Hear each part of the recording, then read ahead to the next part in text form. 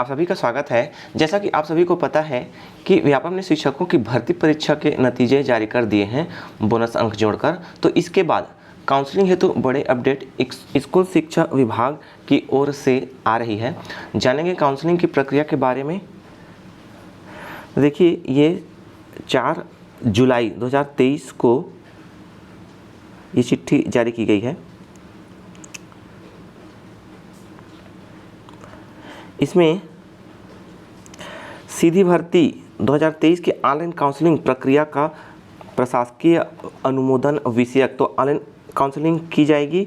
सीधी भर्ती 2023 के online counselling प्रक्रिया के संबंध में मार्गदर्शिका के संलग्न प्रारूप पर प्रशासकीय प्रतिवेदन ये स्वीकार की गई है ना। तो ये समाचार पत्रों में प्रकाशन करने के लिए सुनिश्चित करें। स्कूल शिक्षा विभाग सीधी भर्ती 2023 ऑनलाइन काउंसलिंग की प्रक्रिया के संबंध में देखते हैं। ऑनलाइन काउंसलिंग प्रारंभ होने की सूचना एजुकेशनल cg.nic.in के इस पोर्टल पर, ये शिक्षा विभाग की वेबसाइट है, पर समाचार पत्रों के माध्यम से भी दी जाएगी। इसके साथ ही ऑनलाइन काउंसलिंग के लिए व्यापम के मेरिट अनुसार स्कूल शिक्षा विभाग के वेबसाइट पर जारी की जाएगी। चिप्स द्वारा यथासंभव उनके मोबाइल नंबर व्यापम फॉर्म अनुसार SMS के माध्यम से सूचना दी जाएगी। ऑनलाइन काउंसलिंग में भाग लेने की प्रक्रिया निम्नानुसार होगी। तो ये प्रक्रिया अपनानी होगी।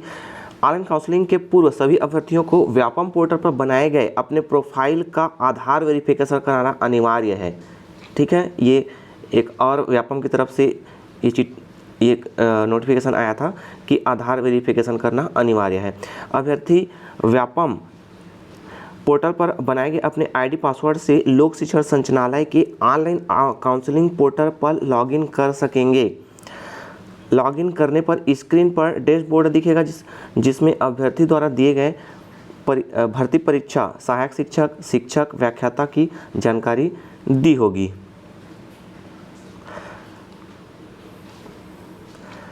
सर्वप्रथम व्याख्याता पद की ऑनलाइन काउंसलिंग प्रारंभ की जाएगी। केवल प्रारंभिक रूप से चयनित अभ्यर्थी ही ऑनलाइन काउंसलिंग में भाग ले पाएंगे। अभ्यर्थी द्वारा पोर्टल पर साइन इन करने, दस्तावेज सत्यापन का round, preference filling window, preference status action प्रदर्शित होगा।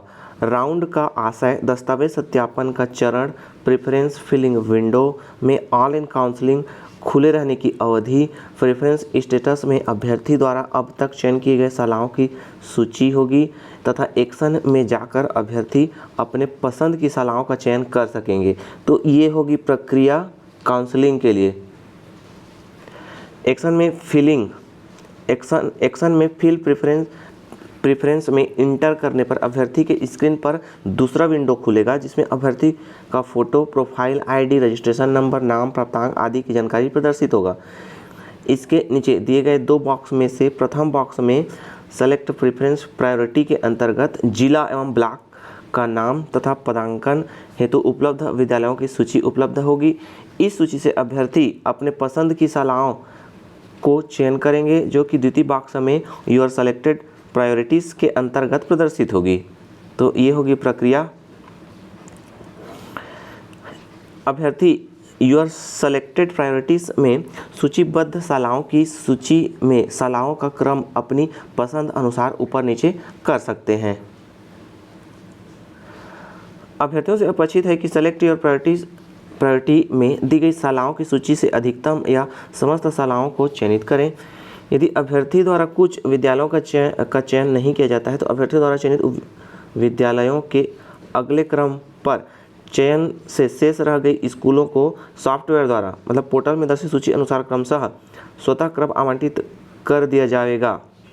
उदाहरण के लिए यदि सूची में कुल 50 स्कूल दर्शित किए गए हैं, अभ्यर्थी के द्वारा अपनी पसंद की 10 स्कूलों का चयन किया गया है, तो सूची में शेष रह गई 40 शालाएँ सॉफ्टवेयर द्वारा स्वतः 11वें क्रम से चयन कर आवंटित कर दी जाएगी। तो आप चयन अवश्य कर लें अपने सुविधानुसार। अगले विंडो पर अभ्यर्थी का विवरण सहित उसके द्वारा चयनित शालाओं की सूची प्रदर्शित होगी जिसमें प्रायोरिटी अपडेट ऑन अंकित होगा। अभ्यर्थी अपने चयनित शालाओं की सूची का प्रिंट आउट भी ले सकते हैं। काउंसलिंग के अंतिम दिवस के पूर्व अभ्यर्थी अपने चयनित विकल्पों में बदलाव कर सकते हैं। अंतिम दिवस पोर्टल स्वतः लॉक हो जाएगा। यदि कोई अभ्यर्थी स्कूल शिक्षा विभाग के पोर्टल पर लॉगिन नहीं करता है तथा अपने चयन हेतु शालाओं को प्राथमिकता क्रम प्रदान नहीं करता है तो ऐसे स्थिति में सॉफ्टवेयर द्वारा उसे स्वतः है ना यादृच्छिक रूप से मतलब रैंडमली स्कूल आवंटित कर दिया जाएगा। यदि आप नहीं भी करते हैं तो घबराने वाली बात नहीं है, कोई ना कोई स्कूल आपको आवंटित कर दी जाएगी। काउंसलिंग के प्रथम चरण पूर्ण होने पर अभ्यर्थी के लॉगिन पर विद्यालय का आवंटन प्रदर्शित होगा, जिसमें उसे आवंटित स्कूल का नाम, यूडाइस कोड, जिला एवं ब्लॉक का नाम अंकित होगा। अभ्यर्थी को इस आवंटन को स्वीकार करना अनिवार्य होगा, अन्यथा चयन की प्रक्रिया से बाहर हो जाएंगे। आवंटन स्वीकार करने पर दस्तावेज सत्यापन हेतु आमंत्रण पत्र प्रदर्शित होगा, जिसका अभ्यर्थी प्रिंट आउट ले सकेंगे। इस पत्र में दस्तावेज सत्यापन हेतु अंतिम तिथि तथा स्थल जहां उपस्थित होना है का विवरण दर्ज रहेगा। दस्तावेज सत्यापन कार्यालयीन कार्य दिवस में किया जाएगा। व्याख्याता पद के लिए नियुक्तिकर्ता प्राधिकारी कौन होंगे? संचालक लोक शिक्षण संचालनालय। शिक्षक पद के लिए नियुक्तिकर्ता प्राधिकारी संबंधित संभागीय संयुक्त संचालक एवं सहायक शिक्षक पद के लिए नियुक्तिकर्ता प्राधिकारी कौन होंगे? संबंधित जिला शिक्षा अधिकारी हैं। कौन कौन है ये आप ध्यान रखिएगा। अभ्यर्थी निर्धारित समयावधि में नियुक्तिकर्ता प्राधिकारी के कार्यालय में उपस्थित होकर दस्तावेज सत्यापन कराएंगे। पात्र की जानकारी सत्यापनकर्ता अधिकारी द्वारा भरी जाएगी एवं अपलोड किया जाएगा, जिसे अभ्यर्थी को लॉगिन कर देख सकेंगे। जो अभ्यर्थी अपात्र होंगे उनका पात्रता संबंधी सत्यापनकर्ता अधिकारी के हस्ताक्षर सहित प्रिंट होगा, जिसमें अपात्र होने का कारण दर्शाया जाएगा, है ना। अपात्र है तो उसका कारण भी उसमें लिखा रहेगा। अपात्र अभ्यर्थी चाहे तो अपात्र होने के 7 दिवस के भीतर अपना दावा आपत्ति संचालक लोक शिक्षण को प्रस्तुत कर सकेंगे। जो अभ्यर्थी प्राप्त होंगे उन्हें पत्र दिया जाएगा, जिसमें यह उल्लेख होगा कि आपका दस्तावेज सत्यापन कर लिया गया है। इसके पश्चात पुलिस वेरिफिकेशन में अन्य अगली प्रक्रिया की जाएगी, है ना। चयन के बाद क्या ये पुलिस वेरिफिकेशन किया जाता है। अभ्यर्थी का स्व घोषणा पत्र ये भर कर देना होगा। मैं श्री जो भी आपका नाम है, एनरोलमेंट नंबर जो भी है, रोल नंबर, यह घोषणा करता हूँ कि व्यापम द्वारा जारी की गई मेरिट लिस्ट मेरे द्वारा व्यापम पोर्टल पर भरी गई जानकारी के आधार पर है। मेरे द्वारा स्वयं के विषय में दी गई सभी जानकारियाँ सही एवं सत्य है। यदि भविष्य में कोई भी जानकारी असत्य पाई जाती है तो इसके लिए मैं स्वयं जिम्मेदार रहूँगा। मेरे द्वारा भरी गई जानकारी असत्य पाए जाने पर मेरी नियुक्ति निरस्त की जा सकेगी, जिसका मुझे संज्ञान है। तो ये दस्तावेज सत्यापन आमंत्रण पत्र के संबंध में देखिए, आपके द्वारा व्यापम के पोर्टल पर भरी गई जानकारियों को सही मानते हुए दस्तावेज सत्यापन आमंत्रण पत्र जारी करने की प्रक्रिया की जा रही है। नियुक्तिकर्ता प्राधिकारी द्वारा आपके दस्तावेजों के सत्यापन उपरांत अन्य सभी शर्तों के पूर्ण पाए जाने पर पुलिस वेरिफिकेशन के उपरांत अन्य अगली प्रक्रिया की जाएगी। यह आमंत्रण पत्र पूरी तरह से अस्थायी है। दस्तावेज सत्यापन एवं अन्य शर्तों के अपूर्ण होने की स्थिति में अपात्र पाए जाने पर कोई दावा मान्य नहीं किया जाएगा। तो काउंसलिंग की प्रक्रिया आपको इस स्कूल शिक्षा विभाग की वेबसाइट पर करनी है और आधार लिंक करना है आपको, ठीक है। व्यापम की वेबसाइट पर।